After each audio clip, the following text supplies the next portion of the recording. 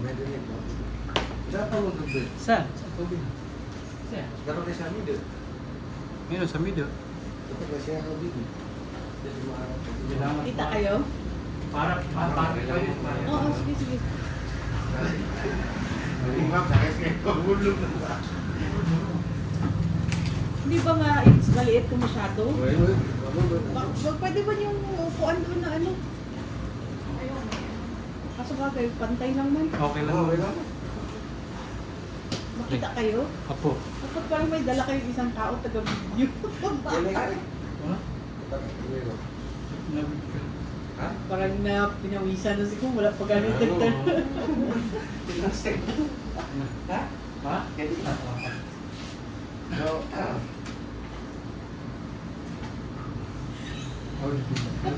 let's pray muna.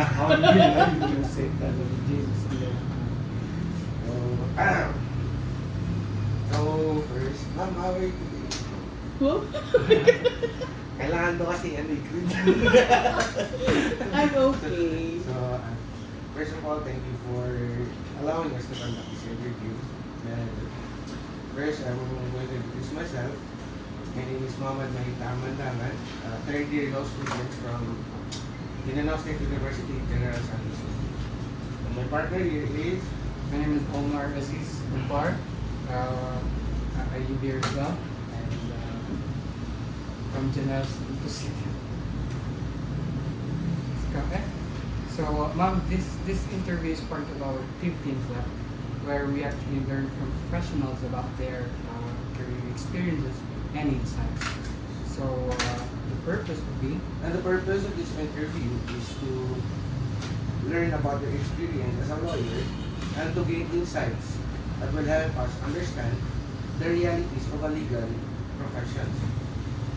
So, this interview will take 45 to 1 hour, if that's okay with you. Timer. then,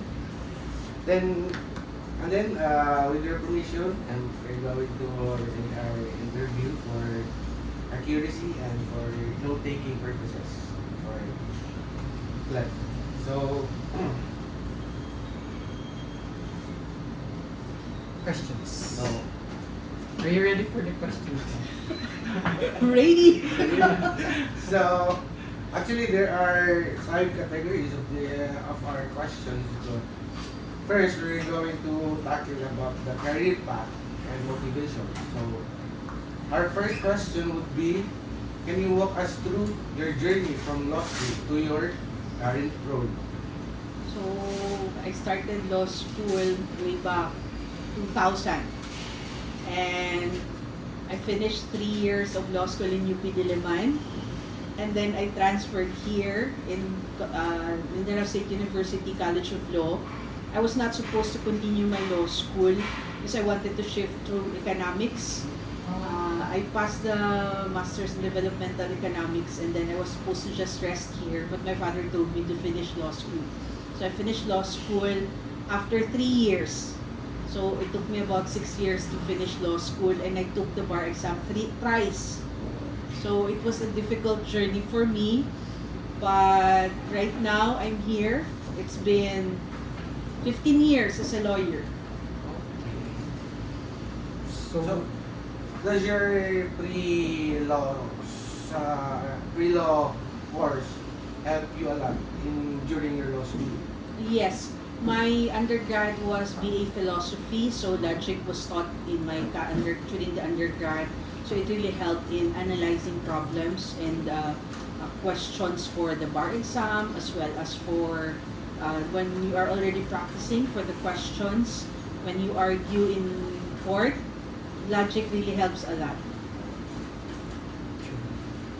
So, So you didn't always know you wanted to be a lawyer? I always knew I wanted to be a lawyer. Oh. It's just that I ended up, when I was in grade 3, I wanted to become a lawyer because I wanted to be like my father. But when I was already in law school, I think about 4th year college, I was already rebelling. And I no longer wanted to be a lawyer, but I passed the law aptitude exam in UP.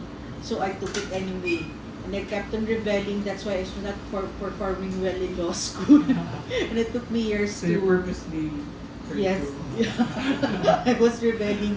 So, and then I realized I really wanted to be a lawyer because I prayed for a job that would help me study, that would require me to study, talk to people, and then help reasonable earnings.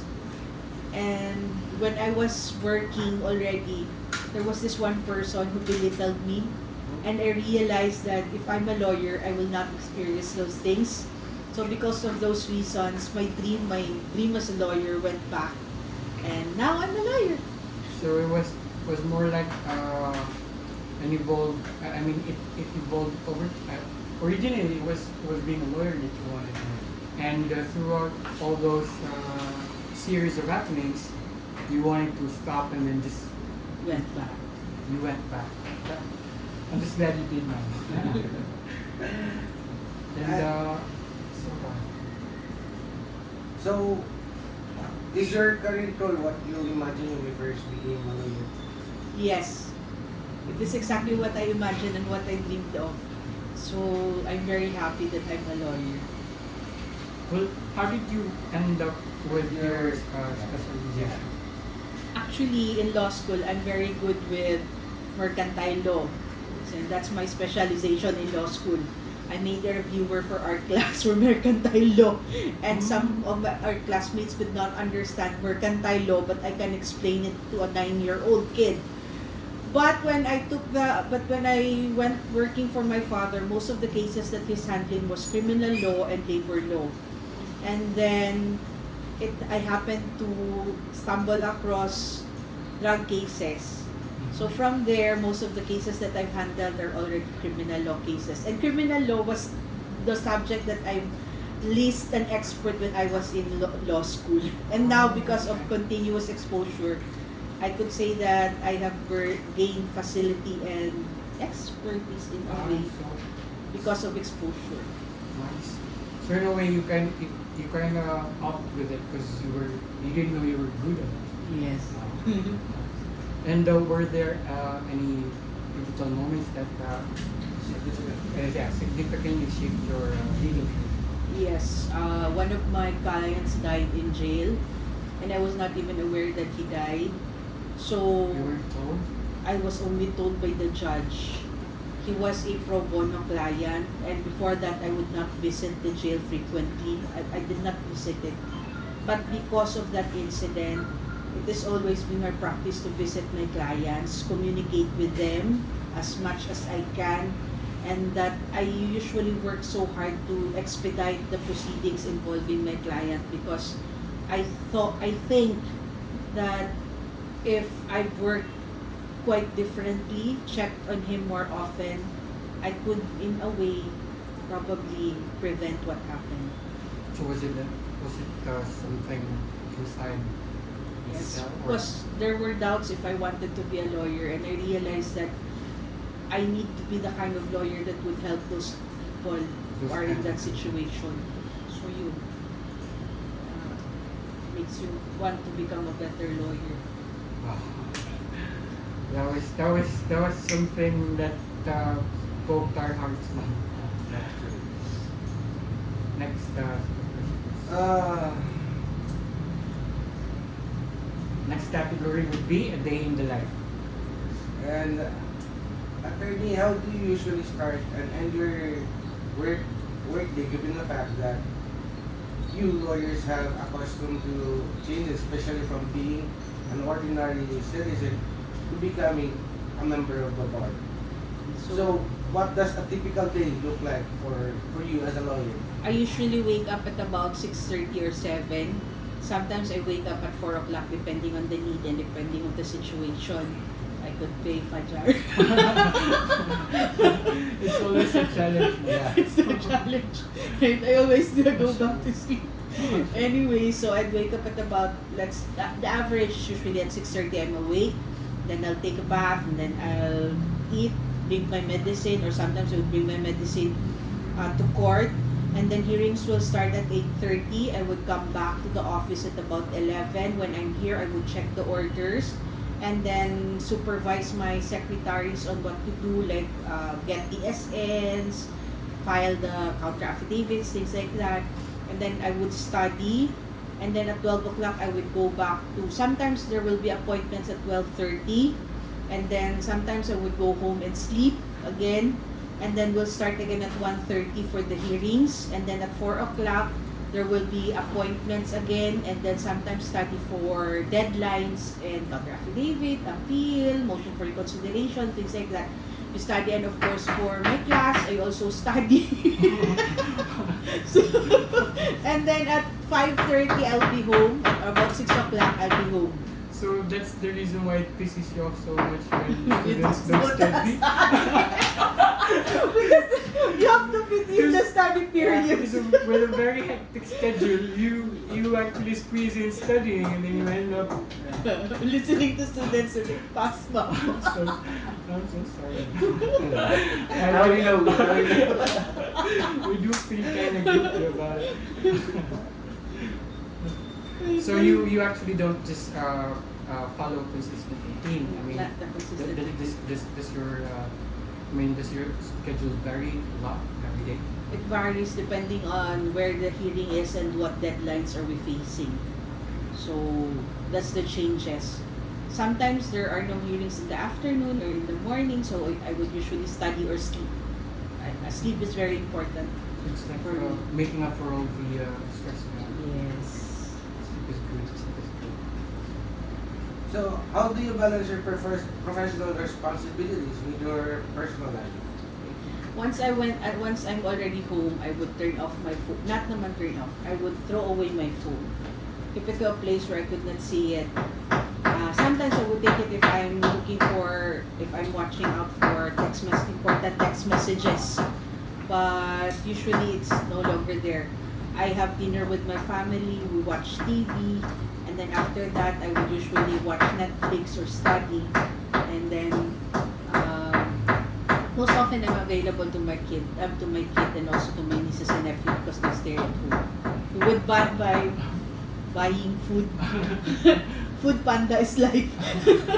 So you mix it really well with personal life. But like one instance you just told us earlier, when this person who actually mistreated you and triggered, or wanted to be a lawyer again. So how do you deal with people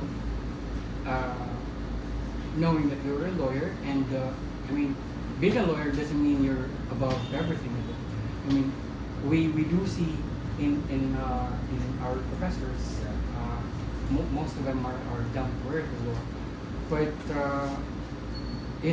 when you're dealing with a person not in the field of your work, do you bring your name with you, or as much as possible you want to keep a low profile, or do you want it to be known that you're a lawyer? No, I just want them to know me as who I am. Lawyer is my profession. That's not who I am. As much as I'm very happy that I am a lawyer, that's not who I am. So I really appreciate it when my friends would still call me Psyche and not attorney. Because we're friends, why would you call me attorney? Do you need anything from me? I don't bring my, kumbaga parang hindi lumalaki yung ulo mo dahil abogado ka. So you just treat people the way you treat people, the way you treat them if you're an ordinary person. So parang lawyer talaga, you're a cut above the rest naman kahit pa paano because of your knowledge. But I think that kind of knowledge, that kind of power would help to instill humility in you kasi you can destroy people's lives. Kasi for us kasi ma'am, with our age, we've come to know some of our friends to be lawyers. So they got the degree, and so it's not something that you can be offended of if we go casual, or you do appreciate being called with your name by your Yes. friends, right? Yes. So it's not something that you don't like. No, I know we're friends if you'd call me Psyche. If you'd call me attorney, then there has to be some degree of distance between you and me. Or you are the client. Are you a client?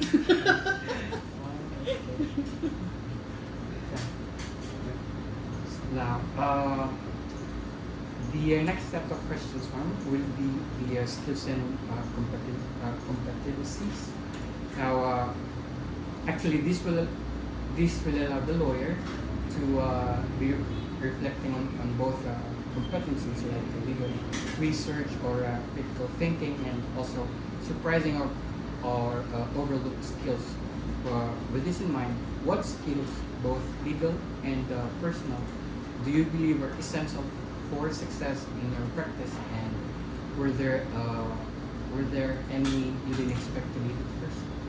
I think the skills that really helped me was my public speaking skills, my proficiency of the English language, research skills as well as writing skills. So those are the skills that helped me become a relatively competent lawyer. So it's something we have to adapt or be accustomed to, like are developing skills for research and all that stuff.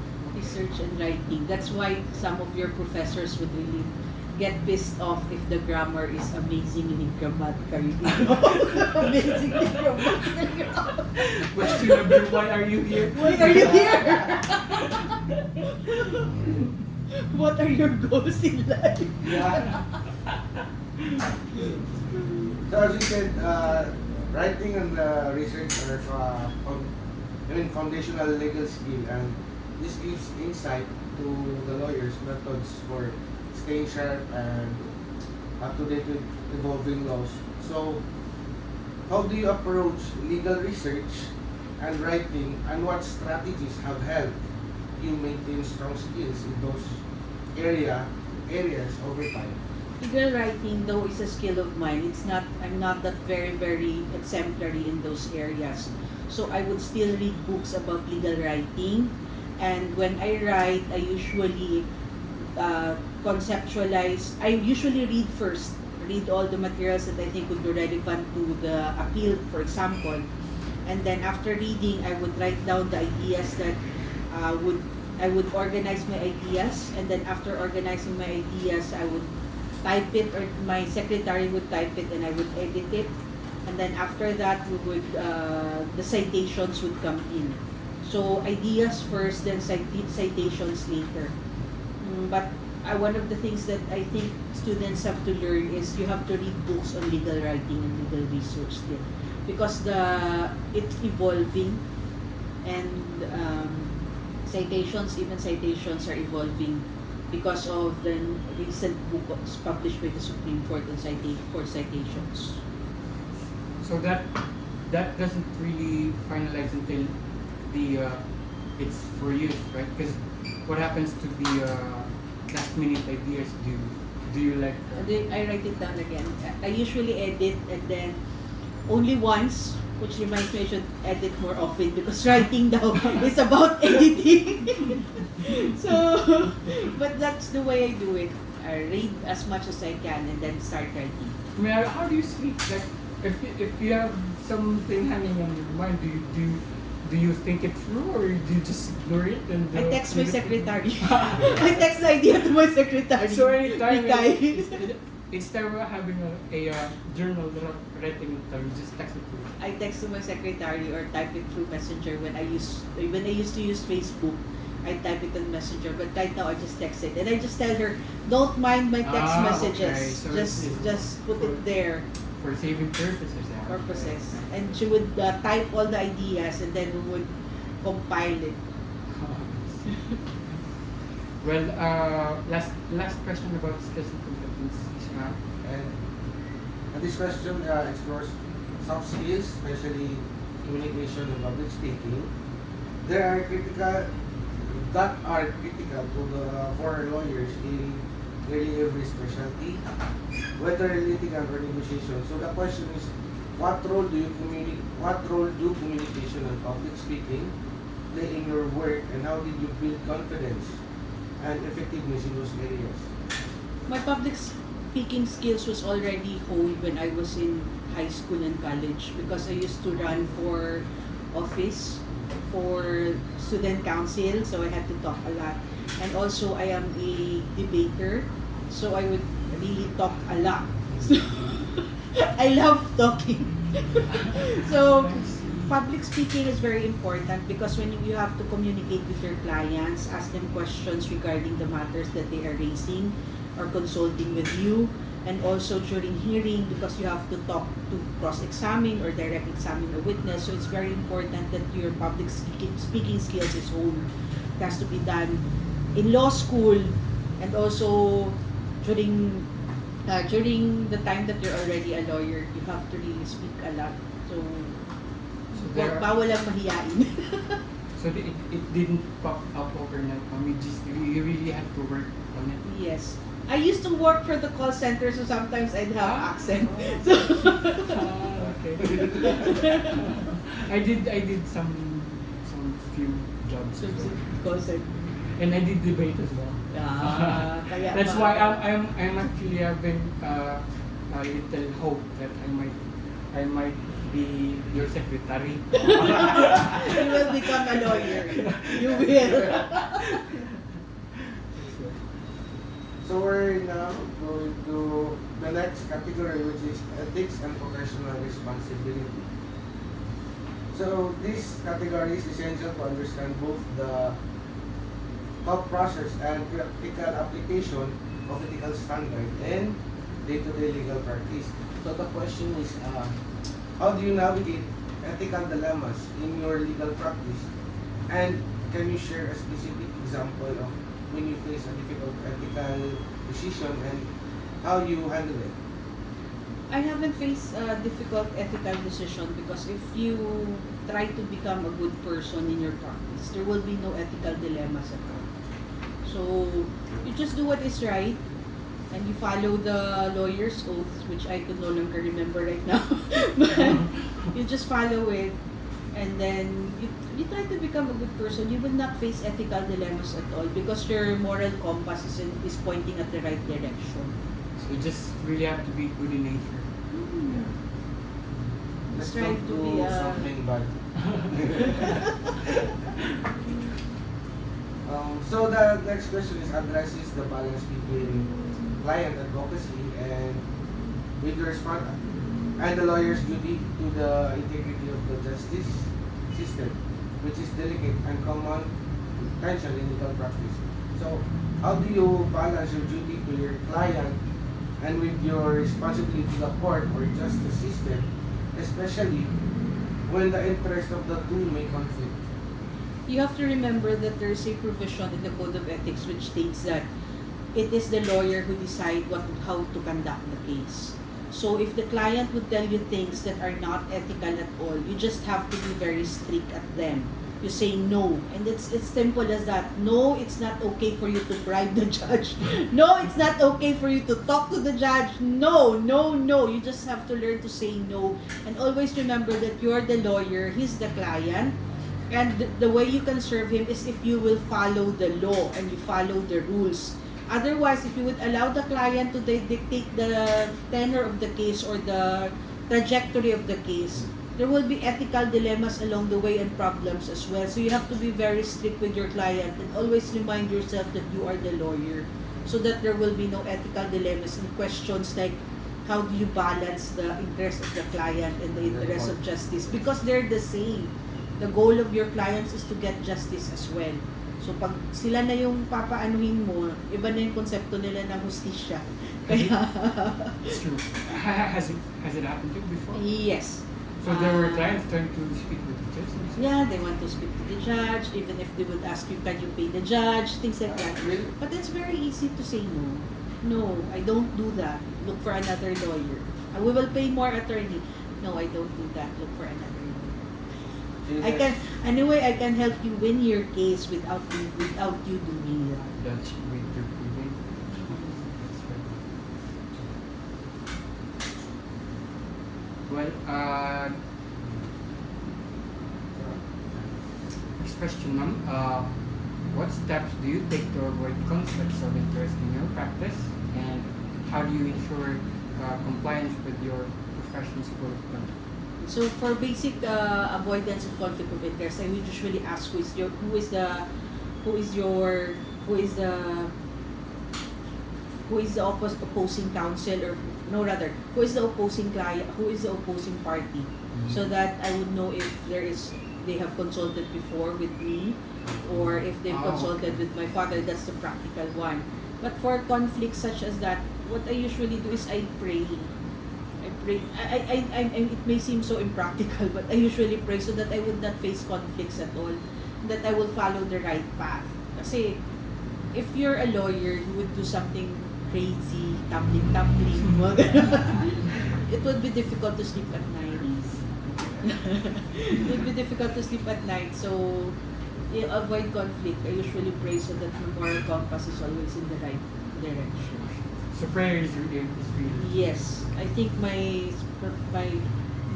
practice has been relatively successful because of hard work and prayers. A lot of prayers. Same with the bar exam. Prayers. So have you ever felt threatened, or like were there clients or opposing parties that approached you? Death threats. Uh, Not necessarily a threat, but something to intimidate you. Sometimes I get intimidated. But at the end of the day, you're the lawyer and they need you. So, I just chill. So you just brush it off.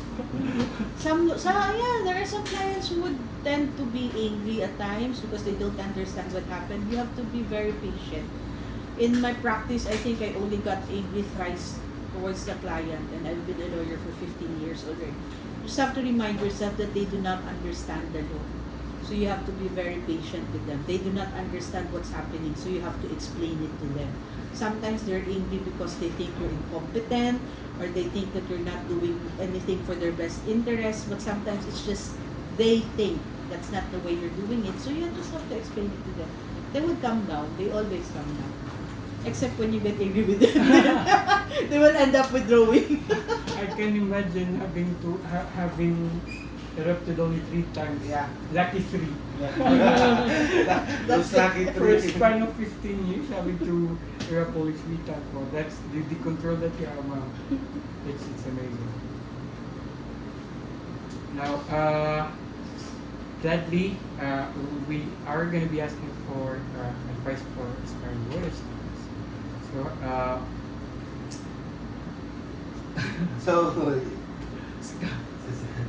so, having the privilege of speaking with the attorney who bring years of experience in the field, will be discussing the aspect of starting out in law, what qualities contribute to success, and how aspiring lawyers can build a strong foundation for their careers. So, to kick things off, I'd love to dive into some biggest question that the future lawyers face, starting with this one. So, what advice would you give to someone thinking about becoming a lawyer, and look back, what do you wish you knew before starting law school or your legal career? Study. Study. Work hard, but most of all, study. And if there's one thing that I would tell myself before I started law school is easy if you study, and it's fun if you study, because you will appreciate it better if you're studying. So study. well, the thing is, as for us new starters, we study, we read. I mean, we do comply to learn. However, there are things, or there are sentences, there are paragraphs we cannot comprehend with. So we end up googling it, and we end up having lots of more words to understand, to analyze. It becomes more confusing. So study more. Because law is a foreign language. It's a new language. So you have to study, and the way you study new language, it's also the same with the law. You have your dictionary, you have your jurisprudence. You study because it might be difficult, But at the end of the day, if you consistently study every day, the things would, parang you stop looking at the trees and you'll start seeing the forest. So if it would intertwine. Study lang talaga yan. Study ng study. Pag hindi mo alam, i-google. Pag hindi mo alam, i-google ulit hanggang matapos. Or sometimes if your professor is accommodating, you can ask him questions. But most often the professors are not accommodating. So group In study an would also understood- work. Group study. But sometimes group study Ends up become chika. Chika tayo. Chika style. chika tayo. Chika tayo. So,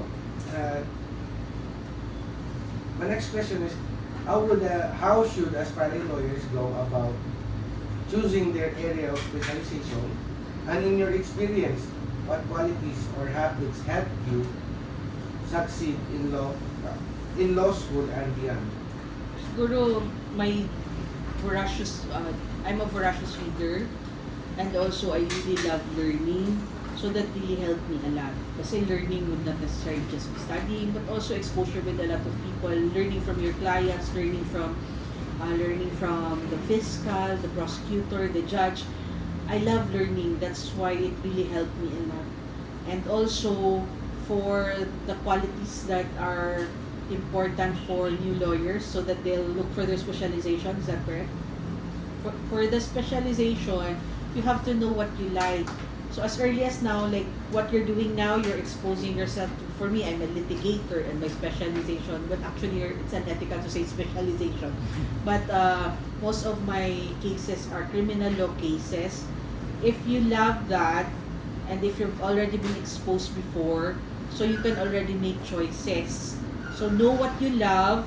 Nakikita mo na yan during law school. Know what you love, and then expose yourself with other lawyers, and then you follow them.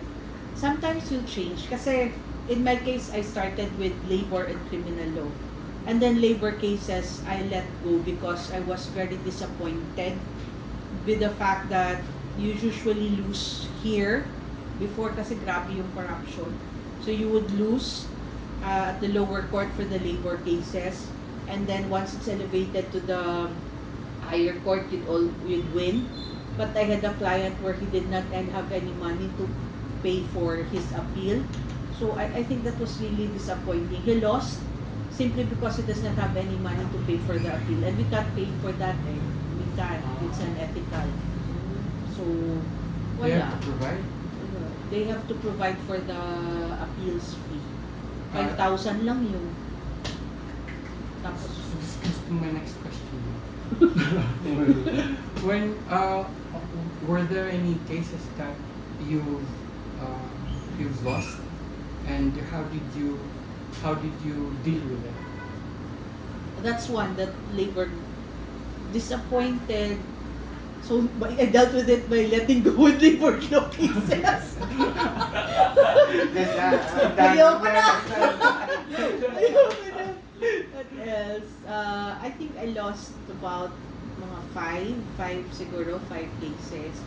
The other one was, most often they just want to stop na the case. Because you can go to the Supreme Court, but they would say, oh, up to here na lang kami. Okay, like the one where I had a case where he was found guilty of rape, and he said, attorney, wag na tayo mag-appeal kasi mas marami akong hanap buhay sa loob ng sa loob ng kulungan. Really? So yeah, so that was a loss for me, but for him it was like, It was a game. I was like, I don't even know if it's a game for him, but he said that let's stop here. So, ma'am, professionally, do you? I mean, you did say that you can't let your client dictate. Yes, So how? but when they say no, you could no longer force them. so it's when it's the client that says no. Just no, not anymore. Because you would advise them. And then, if they would say, there are certain instances that you have to let your client go if they will not listen to you. But for cases where you've already lost and then say they will no longer continue, then you would understand them. They have numerous reasons, like for example, lack of money for filing fee. Two, it would be more convenient for them to I mean, imagine that. I never thought that I would face a client who would say it's more convenient for them to stay in prison. But, Well, but I saw it. This. It does. Next. Eh? Peanut from last week.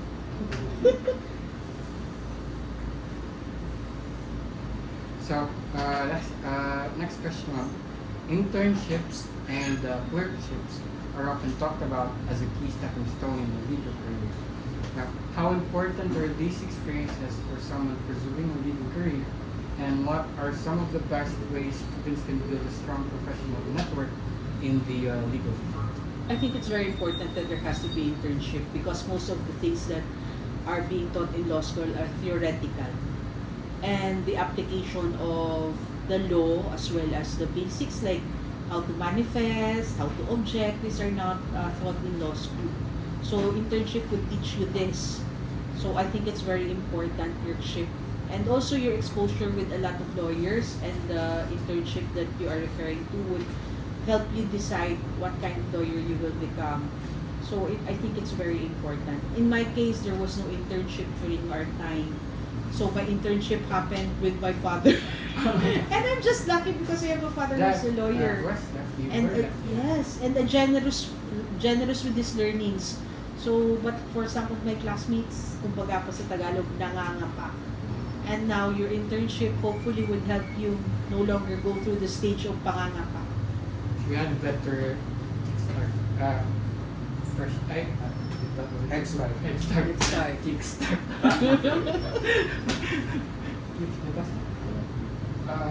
Ma'am, lastly, ma'am, can you tell us about your first case? First case. Oh, my first case was The feeling, how you prepped everything, like from day zero to. my first case was an RA 9262 administrative case against a police personnel. And I used to wear skirt because I was a Christian. So, and there has to Are you a revert na? yes. So there was the Region 12 before, Pro 12 before there was no, it's not a cemented way. So you have to ride the habal-habal. So I was in heels and I was in short skirt and I went there not knowing what to do because my father just gave me the folder and then go there. And we were just supposed to mark the pieces of evidence, but what I did was I offered the pieces of evidence one by one, and the opposing counsel was Attorney Kwan, and he was smiling because he knew I was doing all the wrong things. But it was a fun experience, an embarrassing experience, and it taught me that you really have to come to court prepared all the time. So you learned to do it. Yeah, you have to learn. I think that's why they call it practice. But sometimes you don't have to practice that much. Huh? Well, that concludes our interview. It did not take 45 minutes, lucky you. Merienda muna kayo. Merienda. Pag tayo na ako, pameriendahin ko kayo. At